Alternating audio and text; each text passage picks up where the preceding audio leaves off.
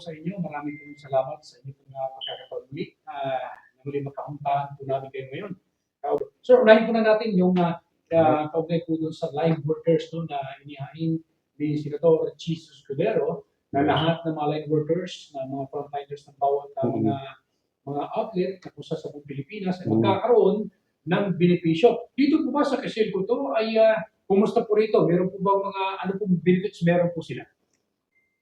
Well, JR, una magandang hapon sa iyo at sa ating mga taga-subaybay, sa ating mga kababayan. Yung tanong mo, actually, JR, may naka-file ngayon sa Kongreso, yung House Bill number 7239. Ano ba to?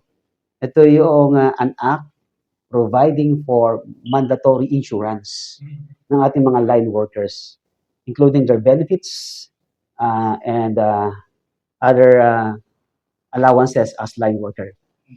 Ito ay matagal nang naihain ng ating party list, itong PhilRecal party list and itong APEC party list. At sa ngayon, ito ay nasa second reading na. At ito ay ipinapasa sa paniniwala at sa pag-appreciate sa kahalagahan ng role na ginagampanan ng ating mga line workers. Isipin mo, JR, yung ating mga line workers kahit masama ang panahon, kahit may bagyo, gabi man o araw, sila ay nagtatrabaho upang mapanatili na maayos at ligtas ang ating supply ng kuryente. Mga panahon na tayo nasa tahanan natin, masama ang panahon, kailangan magtago, maging safe. Sila ay mga kababayan natin ng mga manggagawa na nasa labas. Sinisikap na maging secure ang ating mga facilities. Kaya ang taas ng level ng risk, yung kanilang risk exposure, sila mapahamak, maaksidente, ma-hospital, o di kaya is, yun nga, mawalan ng buhay because of the risk. Kaya ipinapasa ng ating party list, and yun nga, nasa Senado, yung batas nito na dapat mayroong insurance ng ating mga line workers. Siyempre, mga pamilyadong manggagawa yan, yung mga anak, dapat ay sila ay secured at provided ng insurance ng mga electric utilities na kagaya natin. Pero hopefully ito yung makapasa dahil siyempre pagbubutuhan natin sa plenaryo, sana makakuha sila ng 2/3 votes, no? At hindi na sa Congress, kundi meron pa sa higher Congress, hindi naratifikahan pa ito ng Pangulong Bongbong Marcos kung aabot sa kanyang termino. Pero dito po sa part sa inyo, sir, ano pong benepisyo meron ng line workers sa Quezon? Meron tayong binibigay sa kanila, no? Hazard pay. Meron din silang corresponding overtime pay, night differential, and other allowances. Pero mas mabuting ma-approve itong batas nito para ito yung magbibigay ng malaking budget sa lahat ng electric cooperatives. At ito ay ipinag-uutos ng batas na lahat ng line workers mabigyan ng insurance. Dapat lang naman kasi sila ay ating mga unsung heroes na everyday, day and night, sila yung diriyan sa ating field, sa ating mga facilities to serve our electric consumers. At napapansin po namin kasi yung mga line workers natin dito sa hindi lang dito sa Paseco, kundi sa lahat ng dako ng mga may companies, ay lagang kaagad pag may mga problema, mga kuryente, mga grounds, sa areas, mga bahay, kung kailangan, nandyan kaagad sila. So, meron po ba kayong mga recognition sa part din po ng inyong kooperatiba? Oo.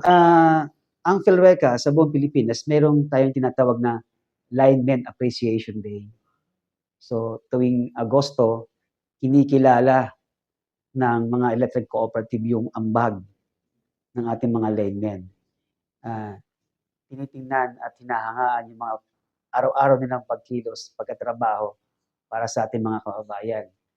And isa sa mga ginagawa natin sa Quezalco 2 ay sinisikap natin ma-provide lahat ng kanilang personal protective equipment, yung PPE, for their safety as also required and mandated by law. Mabigyan sila sa mga safety tools and gadgets, equipment para maging safe naman yung kanilang pagtatrabaho.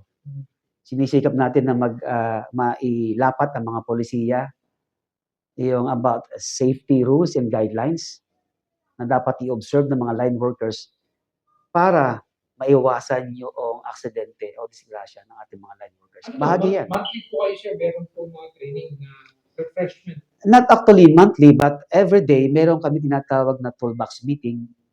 Bago magtrabaho, dapat pinag-uusapan yung trabaho. Fully oriented yung ating mga manggagawa kung anong kanilang haharapin trabaho sa maghapon na ito.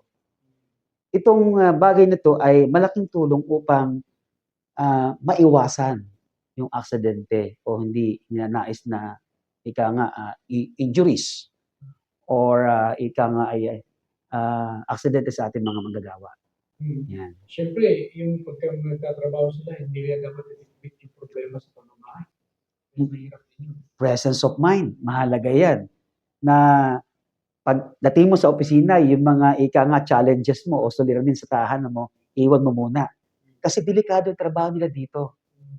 Pag umakyat ka sa poste, ang kaharap mo dyan, hindi mo nakikita actually, kuryente eh. So the moment magkamali ka dyan, it's gonna be fatal. No? Kaya, lagi natin pinaghuhusay, pinagbubuti yung mga safety guidelines. In fact, we have now safety officer na siyang nag-manage ng mga safety rules na dapat i-observe at sundin ng ating mga line workers. Of course, for the safety. Kasi malaking kawalan din sa ating operation kapag meron tayong nai-injured o na-accident ng mga line workers.